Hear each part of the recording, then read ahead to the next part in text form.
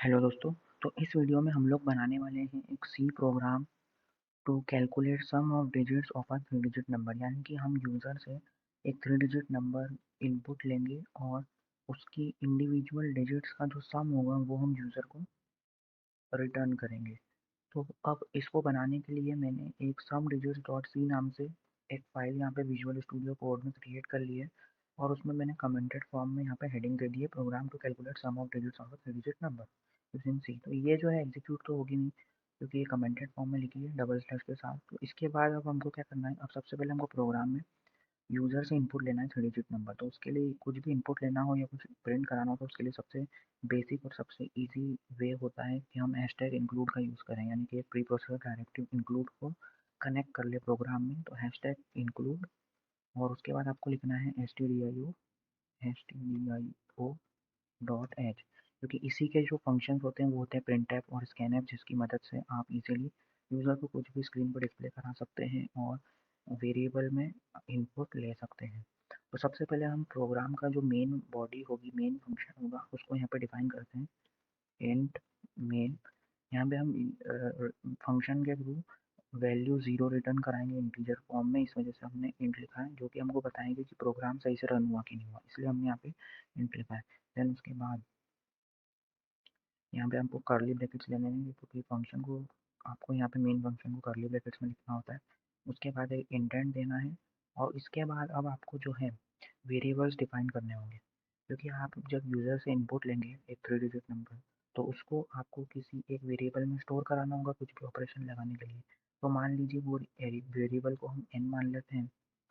तो अब since 3 digit number तो इंटीजर फॉर्मेट में होगा, फ्लोटिंग पॉइंट तो होगा नहीं क्योंकि उसमें फिर डेसिमल एक्सपेंशन आ जाएगा, तो वो 3 डिजिट से ज़्यादा एक्सीड कर जाएगा, वहाँ पे प्रॉब्लमेटिक हो जाएगा केस। इसलिए हम यहाँ पे इंटीजर फॉर्मेट में ही ले रहे हैं इनपुट, तो वेरिएबल टाइप हम इंटीजर ही लेंगे।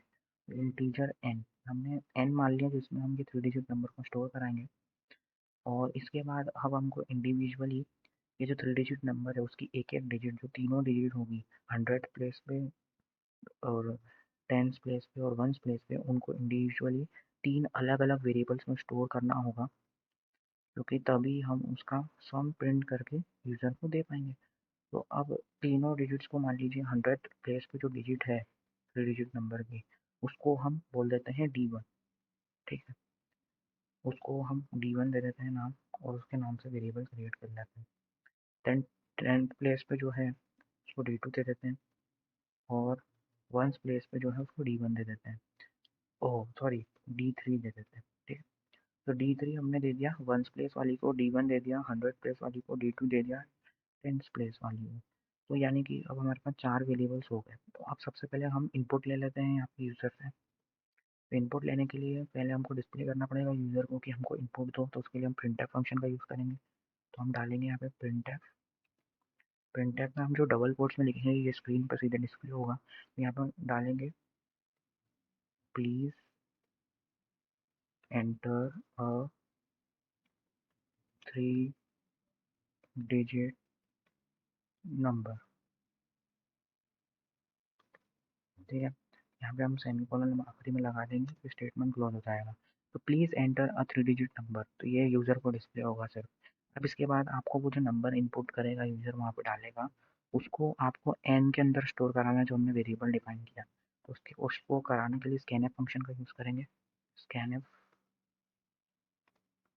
और स्कैनएफ के अंदर आपको टाइप ऑफ वेरिएबल भी डिफाइन करना पड़ता है। जिस वेरिएबल में आप वैल्यू स्टोर कराना चाहते हैं इनपुट लेके, वो वेरिएबल किस टाइप का है वो आपको यहाँ पे प्री डिफाइन करना पड़ेगा।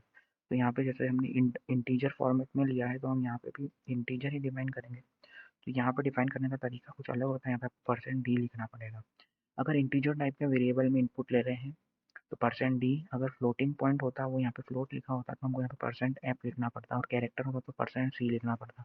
सिंस इंटीजर है तो %t लिखा, देन कॉमा लगा के अब जिस वेरिएबल में स्टोर कर रहे हैं तो उसको एंड के बाद लिखना है, तो एंड एन और फिर सेमीकोलन लगा देना है। तो ये एंड जो है ये बताता है स्कैनफ फंक्शन को कि इस वेरिएबल में वैल्यू स्टोर करना है इनपुट लेके। तो जिसमें भी इनपुट लेना है, जिस वेरिएबल में स्टोर कराना है, उसके पहले एन लिख के कॉमा के बाद इस टाइप से लिखना है आपको। तो ये स्कैनफ की बॉडी कंप्लीट हुई। तो इसके बाद ये जो इनपुट है यानी कि वो तो आ गया हमारे पास एन के अंदर। अब हमको इसमें से इंडिविजुअल डिजिट्स एक्सट्रैक्ट करने हैं, 100 प्लेस, 10 प्लेस और 1 प्लेस के। ठीक है, तो अब n आ गया, तो D1 यानी कि जो सबसे पहले आपको यहाँ पे उल्टा चलता है एक्चुअली। यहाँ पे आपको सबसे पहले n डिजिट एक्सट्रैक्ट कर पाएंगे आप। सबसे पहले आपको D3 एक्सट्रैक्ट करना है, यानी कि जो वंस प्लेस पे जो डिजिट होगा ना किसी भी नंबर का, 3 डिजिट नंबर होगा, उसमें जो वंस प्लेस पे डिजिट होगा सबसे पहले वो एक्सट्रैक्ट करेंगे।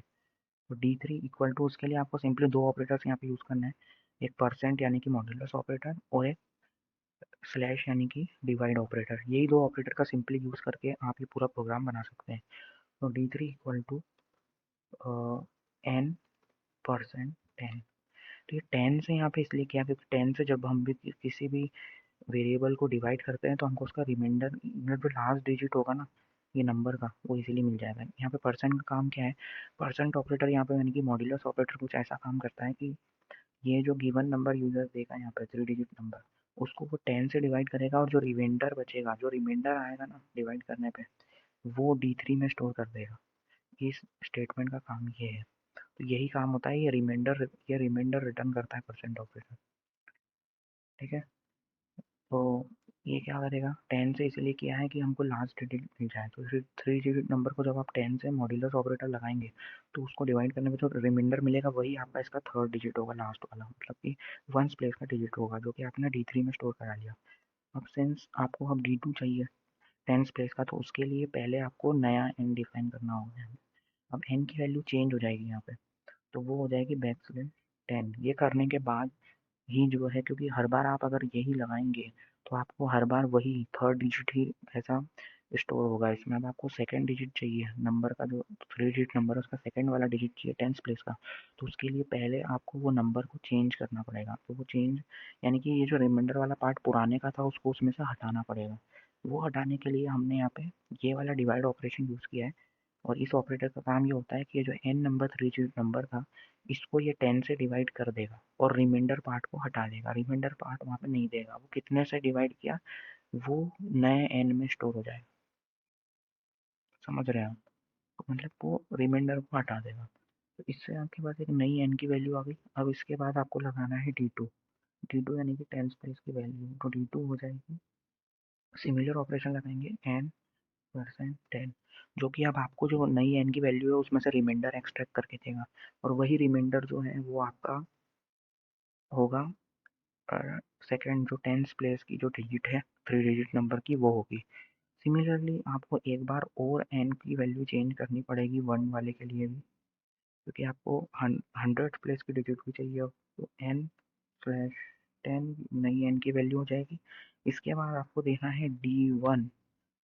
D1 इक्वल टू हो जाएगा n परसेंट 10। तो इससे आपको फाइनली जो लास्ट वाला रिमाइंडर मिलेगा, यानी कि वो जो थर्ड बार आप करेंगे, तीसरी बार एक और चीज़ करेंगे ये वाला परसेंट ऑपरेटर, तो जो रिमाइंडर मिलेगा वो आपका थर्ड डिजिट होगा। मतलब जो 100 प्लेस का डिजिट होगा, 3 डिजिट नंबर का इनपुट जो किया है यूज़र ने, उसका जो 100 प्लेस का डिजिट होगा वो आपको D1 में स्टोर हो जाएगा। यानी कि अब आपके पास तीनों डिजिट्स आ गए, D1 D2 D3, और आपके पास गिवन नंबर भी है। अब आपको n की वैल्यू नई डिफाइन करनी है। अब आप डिफाइन करेंगे रियल n की वैल्यू, कि अब आपको क्या करना है, सॉरी n की नहीं, आपको अब सम डिस्प्ले करना है।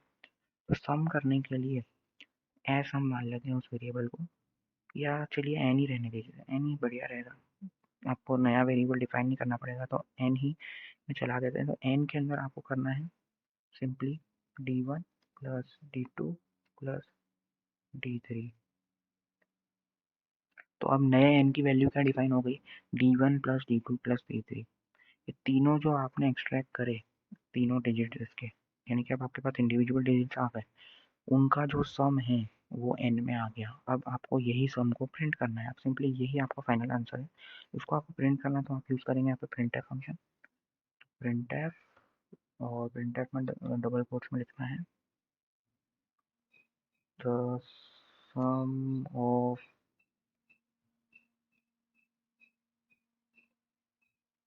Digits of given number is options यहाँ पे आप आउटपुट जब भी प्रिंटफ की मदद से डिस्प्ले करते हैं कोई चीज़ को, आउटपुट देते हैं स्क्रीन पे कोई एक्सप्रेशन का या किसी चीज़ का, तो आपको उसका टाइप डिस्क्राइब करना पड़ेगा, क्योंकि हम वेरिएबल एन को एज आउटपुट दे रहे हैं यहाँ पे।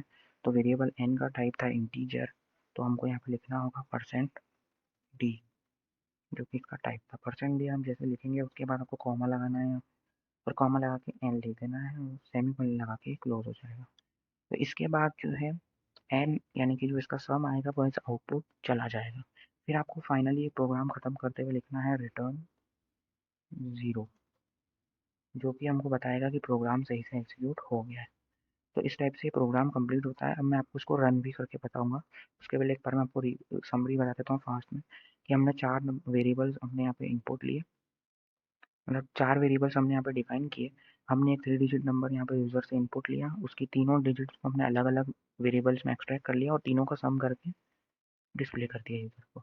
तो हम इसको रन करके बताता हूँ आपको। देखिए यहाँ पे अब मेरे से पूछ रहा है ये कि please enter a 3 digit number. तो मान लीजिए हम डाल देते हैं 465, ये डाला। तो अब इसका सम क्या होना चाहिए, 6 + 5 11, 11 + 4 15। तो देखिए ये आ गया, the sum of digits of a given number is 15। तो इस टाइप से ये कंप्लीट होता है। तो ये आपको समझाने के चक्कर में ज़्यादा टाइम लगा है, नहीं तो आप खुद बनाएंगे तो ये बहुत ही फास्ट आप बना सकते हैं और बहुत ही ईजी वे में, सिर्फ 2 ऑपरेटर, ये मॉड्यूलस ऑपरेटर और डिवाइड ऑपरेटर की मदद से, और ये बस इसको लाइब्रेरी studio.h को इंक्लूड करके बहुत ईजी वे में ये बन जाता है। तो दोस्तों अगर समझ आया हो तो लाइक ज़रूर करना और सब्सक्राइब कर लेना। मिलते हैं अगले वीडियो में।